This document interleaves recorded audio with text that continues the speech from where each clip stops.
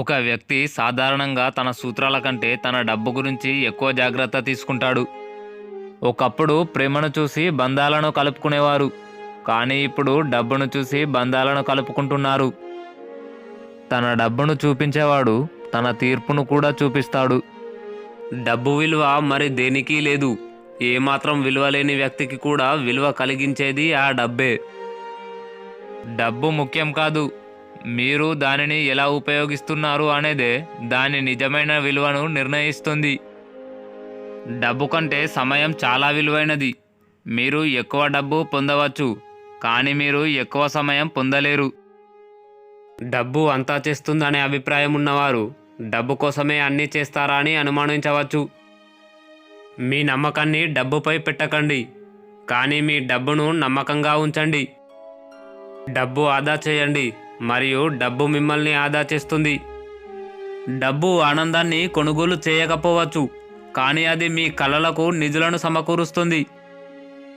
డబ్బు అనేది సోప్ లాంటిది, ఎందుకంటే మన జీవితంలో మన మీద పడ్డ ప్రతి చెడ్డ మరకలను మాయం చేస్తుంది.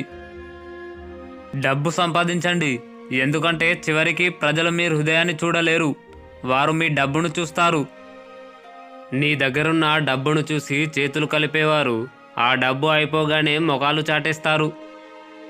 పైసా ఉన్నప్పుడు ఒళ్ళు మరిపిస్తుంది, లేనప్పుడు కళ్ళు తెరిపిస్తుంది. అందుకేనేమో దానికంతా గౌరవం. డబ్బు అంతా కాదు, కానీ ప్రతిదానికి డబ్బు కావాలి. ఎంతమంది ఎంగిలితో తడిసినా మనం అపవిత్రంగా భావించని ఒకే ఒక వస్తువు డబ్బు మాత్రమే. నువ్వు పోగొట్టుకున్న ప్రతి రూపాయి 100 రూపాయలు సంపాదించుకునేందుకు అనుభవ పాఠంగా ఉపయోగపడాలి, కానీ 1000 పోగొట్టుకునే వ్యసనంగా మారకూడదు. మెదడు లేని డబ్బు ఎప్పుడూ ప్రమాదకరమే. చినిగిన నోటు తలుచుకుంటే ఇతరులను మోసం చేయడానికి ఉన్నటువంటి అన్ని మార్గాలను మనకు నేర్పించగలదు. డబ్బు అసలైన విలువ ఒకరి వద్ద అప్పు అడిగేటప్పుడే తెలుస్తుంది. మీరు నిద్రపోతున్నప్పుడు డబ్బు సంపాదించడానికి మార్గం కనుగొనకపోతే మీరు చనిపోయే వరకు పనిచేస్తారు.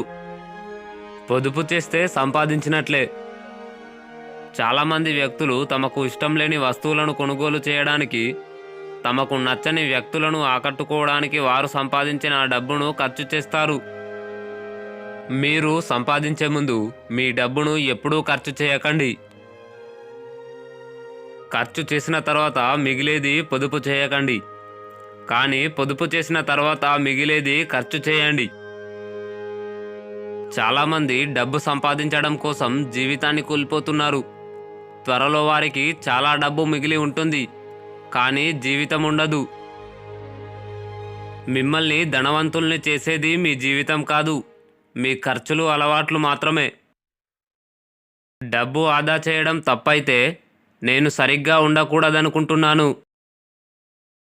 ఎక్కువ డబ్బు సంపాదించడానికి మరియు ధనవంతులుగా ఉండటానికి మధ్య చాలా పెద్ద వ్యత్యాసం ఉంది.